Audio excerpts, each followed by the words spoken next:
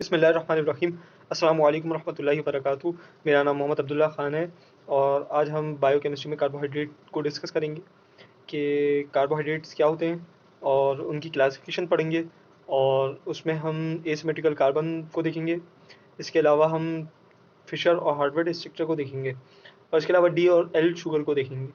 तो ये सब क्या होते हैं ये जानने के लिए चलें स्टार्ट करते हैं।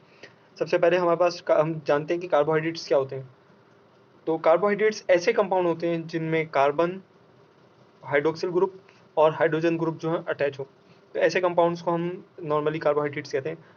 तो कार्बोहाइड्रेट्स आर पॉलीहाइड्रोक्सी, एल्डिहाइड और कीटोन। हमारे पास चेन होती है एक बेसिकली स्ट्रेट, उसमें हमारे पास हाइड्रोक्सिल ग्रुप भी होता है और हाइड्रोजन ग्रुप भी अटैच होते हैं। और उसके साथ हमारे पास हम डिसाइड करते हैं कि एल्डिहाइड ग्रुप होता है या कीटोनिक ग्रुप होता है। तो उसकी बुनियाद पर हम नेमिंग भी करते हैं। अगर हमारे पास एल्डिहाइड ग्रुप है तो हम लेट सपोज अगर हम ट्रायोस की बात करते हैं तो हम उसे कहेंगे एल्डो ट्रायोस। और अगर हम हमारे पास कीटोनिक ग्रुप अटैच है तो हम उसे बोलेंगे कीटो ट्रायोस। तो चलते हैं, हम जानते हैं कि इसकी क्लासिफिकेशन किस तरीके से होती है। तो अगर हमारे पास सबसे पहले हम बात करें मोनोसेक्राइड्स की, तो मोनोसेक्राइड्स वो कंपाउंड होते हैं जिनकी हम अगर हाइड्रोलाइसिस करें तो ये फर्दर ब्रेक डाउन नहीं होते। तो वो कहलाते हैं हमारे पास मोनोसेक्राइड, जो कि सिंगल मॉलिक्यूल्स पे कंसिस्ट करें तो वो कहलाते हैं हमारे पास मोनोसेक्राइड्स। सिंपल, इन्हें हम सिंपल शुगर भी कहते हैं क्योंकि ये सिंपल एक ही कंपाउंड, एक ही मॉलिक्यूल या एक ही कंपाउंड पर मुश्तमिल होता है। तो इस वजह से हम इन्हें सिंपल शुगर भी कहते हैं मोनोसेक्राइड्स को। अच्छा, और हमारे पास आते हैं डाइसेक्राइड्स।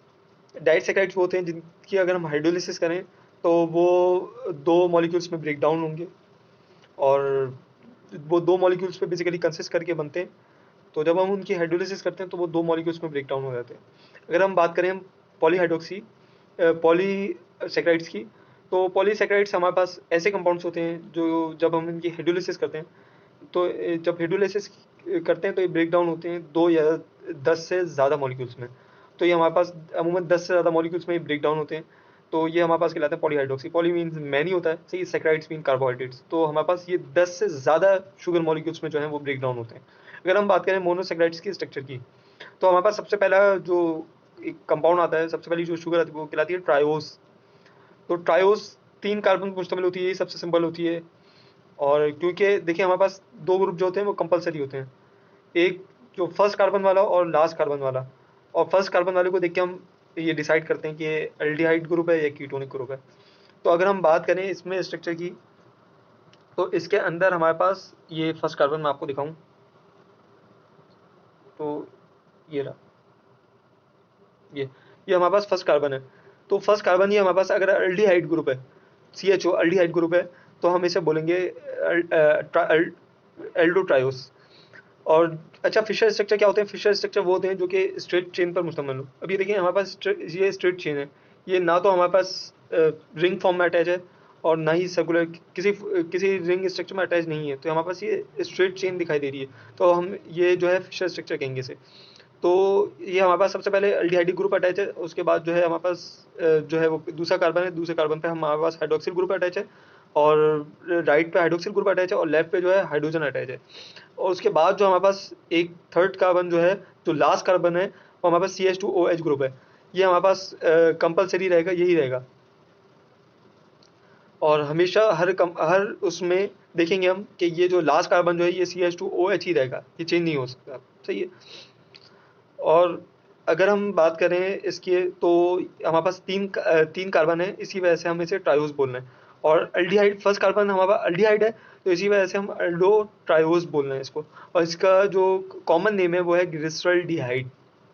अब हम बात करते हैं अगर टेट्रोस की, तो टेट्रोस बेसिकली 4 कार्बन को बोलते हैं। तो हमारे पास हम ये जानते हैं कि सबसे पहला ग्रुप हमारे पास क्या होगा, एल्डिहाइड ग्रुप, सही है, जो टेट्रोस है। अब इनके और उसमें नेमिंग में फ़र्क होता है। अगर आप स्ट्रक्चर बनाएं इसके, तो जैसे कि अगर हम बात करते हैं इसकी ट्रायोस की, तो इसमें हमारे पास ट्रायोस है, उसमें होगा ट्राइलोस, सही है। अगर आगे हम देखेंगे, और उसमें अगर हमारे पास इसमें टेट्रोस है उसमें होगा टेट्रोलोस, सही है। LOSE वर्ड यूज़ करते हैं हम एंड में, सही है, नॉर्मली। तो हम ये देखेंगे इसमें ये फ़र्क वाज़े हो जाता है। और एक तो हमारे पास सबसे पहला जो कार्बन है वो इस चीज़ की निशानदेही होता है कि जो ग्रुप अटैच है हमारे पास एल्डिहाइड है या कीटोनिक है, सही है। तो चलते हैं, हमारे पास ये 4 कार्बन है, 4 कार्बन वाला कंपाउंड ये, तो इस वजह से हम टेट्रोस बोल रहे हैं इसे। तो फर्स्ट हमारा एल्डिहाइड ग्रुप अटैच है और लास्ट पे वही मैंने जो आपको कहा था कि CH2OH ग्रुप अटैच होगा लाजमी। अच्छा, हम जो अभी याद रखें आप कि जब तक हम 6 कार्बन तक नहीं पहुंचते तो हम जो है हाइड्रोक्सिल ग्रुप जो है वो हमेशा राइट पे ही अटैच करते हैं। 6 कार्बन में भी हम हाइड्रोक्सिल ग्रुप जो है राइट पे ही अटैच करते हैं, लेकिन उसमें कुछ ना कुछ एक ट्रिक आती है, वो मैं आपको बताऊंगा।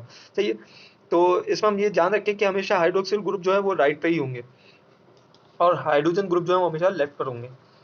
अगर हम बात करें पेंटोस की, तो इसमें ये पेंटोस मीन 5 कार्बन होते हैं। सही है, तो ये फर्स्ट ग्रुप वही एल्डिहाइड ग्रुप होगा और लास्ट कार्बन हमारे पास CH2OH होगा और दरमियान में हम कार्बन फिल करते हैं और राइट पर OH डालते हैं और लेफ्ट पर जो है H डालते हैं, तो ये हमारे पास पेंटोस बन जाएगा और इसे एल्डो पेंटोस भी बोलते हैं क्योंकि एल्डिहाइडिक ग्रुप इसमें अटैच है। और इसका कॉमन नेम है राइबोस।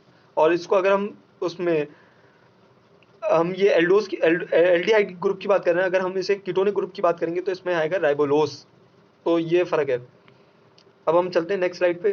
तो अब हम बात करते हैं हेक्सोस, यानी जो 6 कार्बन वाले कंपाउंड होते हैं उनकी बात करते हैं। तो हमारे पास इसमें भी एल्डिहाइडिक ग्रुप वाले भी आते हैं और कीटोनिक ग्रुप वाले भी आते हैं। तो अगर हम एल्डिहाइडिक वाले की बात करें तो इसे हम बोलेंगे सब बेसिक 6 कार्बन वालों को हम एक्सोस बोलते हैं। तो अगर हम एल्डिहाइडिक ग्रुप वाले की बात करेंगे तो हम बोलेंगे एल्डो एक्सोस, और अगर हम कीटोनिक ग्रुप वाले की बात करेंगे तो हम बोलेंगे कीटो एक्सोस। तो अगर हम एल्डो एक्सोस की बात करें तो हमारे पास सबसे पहला जो है वो CHO होगा, सी एल्डिहाइडिक ग्रुप, और लास्ट कार्बन वही CH2OH होगा। और इसी तरीके से हम कार्बन जो है बीच वाले, जो दरमियान वाले सेंटर वाले कार्बन जो है हम उनको फिल करते हैं, और हाइड्रोक्सिल ग्रुप जो है वो हमेशा हमारे राइट हैंड साइड पे होगा। सही है, और हाइड्रोजन जो ग्रुप है वो हमारे हमेशा हमारे लेफ्ट हैंड साइड पे होगा, ये एक याद रखें। सही है, लेकिन अब हेक्सोस की जब हम बात करते हैं, यानी 5 कार्बन से ऊपर जब भी हम बात करते हैं, तो इसमें ये ट्रिक जान रखें आप कि जो थर्ड कार्बन होगा उसमें हमेशा हाइड्रोजन कार्बन जो है कार्बन के साथ जो हाइड्रोजन अटैच होगा वो राइट पे होगा। हमेशा याद रखें आप कि जो 5 से ऊपर वाले जो कार्बन कंपाउंड होंगे, जैसे 6 वाला, तो इसमें हमेशा थर्ड कार्बन पर हाइड्रोजन ग्रुप राइट पे होगा, हाइड्रोजन ग्रुप राइट पर होगा, और हाइड्रोक्सिल ग्रुप लेफ्ट पर होगा। तो ये याद रखें कि जब कभी भी हम 6 कार्बन से स्टार्ट लेते हैं तो हमेशा हमारे जो है कार्बन थर्ड कार्बन पे हमारे हमेशा हाइड्रोजन राइट हैंड साइड पर होगा। और अगर हम कीटो हेक्सोस की बात करें तो हमारे पास सबसे पहले जो है वो CH2OH होगा। सही है, अब एल्डो हेक्सोस और कीटो हेक्सोस, एल्डिहाइडिक ग्रुप और एल्डिहाइड शुगर और कीटोनिक शुगर में यही फ़र्क होता है कि जो सबसे पहला कार्बन जो होता है वो फ़र्क वाजे करता है। तो इसमें जो हमारे पास एल्डिहाइड में है वो CHO है, वो एल्डिहाइडिक ग्रुप है, और इसमें हमारे पास कीटोन में, कीटोनिक शुगर में जो है हमारे पास कीटोन ग्रुप जो है सबसे पहले कार्बन पे है। तो CH2 जो है वो इस चीज़ की बता रहा है, इस चीज़ की पहचान करा रहा है कि ये कीटोनिक शुगर है। तो अगर हम अच्छा, एल्डो एक्सोस वाला जो हमने अभी ये देखा ये वाला, तो इसका जो नेम देखें तो ये 6 कार्बन वाला है, तो हम इसे बोलेंगे ग्लूकोज। सही है, इसका फॉर्मूला होता है C6H12O6। सही है, तो ये ग्लूकोज का फॉर्मूला होता है। और जब इसकी स्ट्रक्चर की बात करेंगे, अगर हम फिशर स्ट्रक्चर की बात करते हैं तो ये इसी तरीके से स्ट्रेट चेन बनेगी, और यही स्ट्रक्चर आप जो देख रहे हैं स्क्रीन पर, यही ग्लूकोज का स्ट्रक्चर है। अगर हम बात करें कीटो हेक्सोस की, तो कीटो हेक्सोस ये भी 6 कार्बन पर ही मुश्तमिल होता है, लेकिन सिर्फ और सिर्फ फर्स्ट कार्बन पे जो है हमारे पास CH2OH होता है, और सेकंड कार्बन या देखें उसमें कार्बोनाइल कार्बन होता है, तो उसमें हमेशा कार्बोनाइल कार्बन यानी C O O कहलाता है, कार्बोनाइल कार्बन। सही है, C O O। और इसमें भी याद रखें, हम हेक्सोस की बात कर रहे हैं, यानी 5 से ऊपर बात कर रहे हैं, तो हमेशा थर्ड कार्बन पर जो है हमेशा H अटैच होगा। ये इस मैं आपको पॉइंटर से दिखा भी देता हूँ कि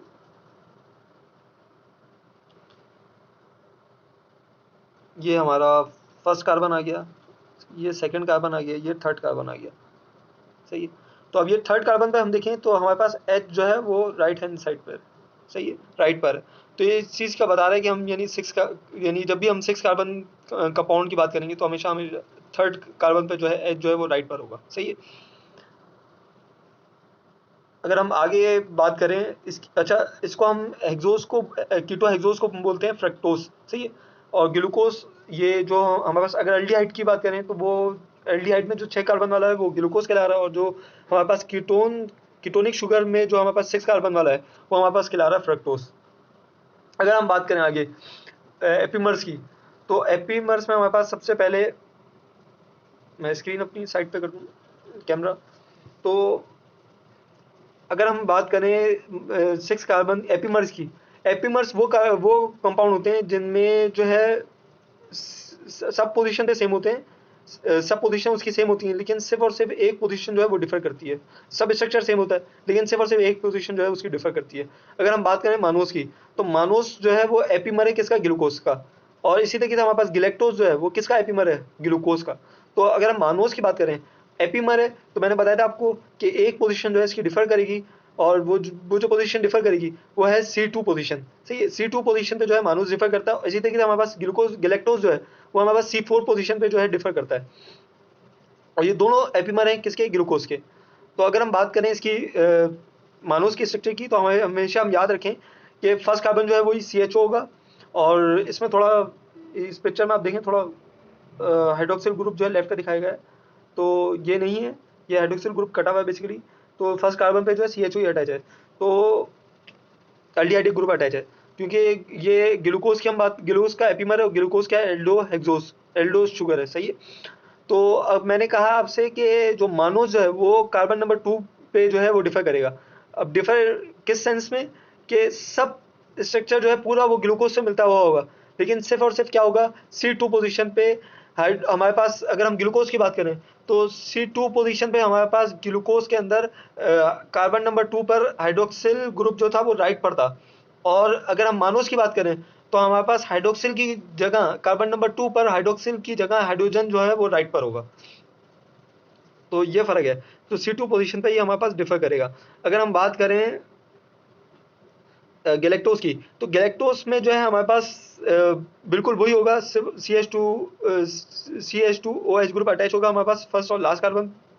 ये एल्डोस, ये भी हमारे पास एपीमर है ग्लूकोज का, तो इसमें भी हमारे पास वही CHO अटैच होगा, और लास्ट कार्बन CH2OH होगा, बिल्कुल एज इट इज ग्लूकोज की तरह स्ट्रक्चर होगा, लेकिन डिफर ये करेगा फोर्थ कार्बन पर।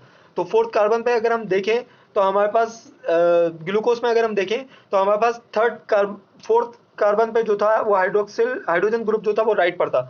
अगर हम गैलेक्टोज की बात करें, तो इसमें जो हमारे पास फोर्थ कार्बन पर जो हाइड्रोक्सिल ग्रुप होगा वो लेफ्ट पर होगा, और फोर्थ कार्बन पर हाइड्रोजन ग्रुप जो होगा वो राइट पर होगा। तो सिर्फ और सिर्फ ये डिफर करेगा फोर्थ कार्बन पर, और मानोस डिफर करेगा 2 पर, और गैलेक्टोज हमारे पास डिफर करेगा फोर्थ कार्बन पर। बाकी स्ट्रक्चर पूरा का पूरा एज इट इज सेम रहेगा। अगर हम चलते हैं नेक्स्ट स्लाइड पर, तो इसमें हमारे पास एसिमेट्रिक कार्बन आते हैं। तो एसिमेट्रिक कार्बन को डिस्कस करेंगे।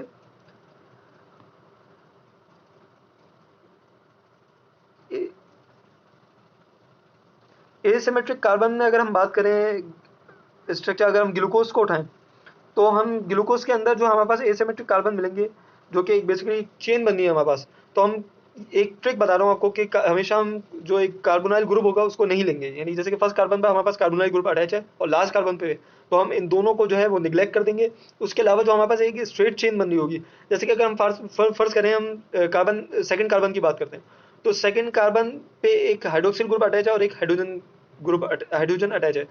तो अगर हम इसके आगे पूरी एक चेन है, तो ये सेकंड कार्बन से आगे पूरी एक चेन इसके साथ अटैच है। और अगर हम इसी तरीके से थर्ड कार्बन पे बात करें, तो हमारे पास थर्ड कार्बन से आगे भी एक फोर्थ फिफ्थ की 2 कार्बन की मजीद चेन मौजूद है। अगर हम बात करें फोर्थ कार्बन की, तो हमारे पास फिफ्थ कार्बन एक और मौजूद है। तो हमारे पास ये देख रहे हैं कि हम इसके अलावा हमारे पास जो है चेन मौजूद है, हर कार्बन के बाद एक ना एक चेन मौजूद है। तो ये हमारे पास एसिमेट्रिक कार्बन कहलाएंगे इस तरीके से। तो हम बात करें इसकी पोजीशन की, तो हमारे पास टू टू कार्बन नंबर 2 पे होगा, कार्बन नंबर 2 एसिमेट्रिक कार्बन होगा, कार्बन नंबर 3 एसिमेट्रिक कार्बन होगा, इसी तरह कार्बन नंबर 4 एसिमेट्रिक होगा, कार्बन नंबर 5 जो है एसिमेट्रिक होगा। अगर हम बात करें राइबोस की, जो 5 कार्बन वाला अल्डिहाइडिक, मैंने आपको बताया था कि राइबोस की बात करें तो राइबोस जो है वो अल्डिहाइड में आता है, तो अल्डिहाइड शुगर में आता है।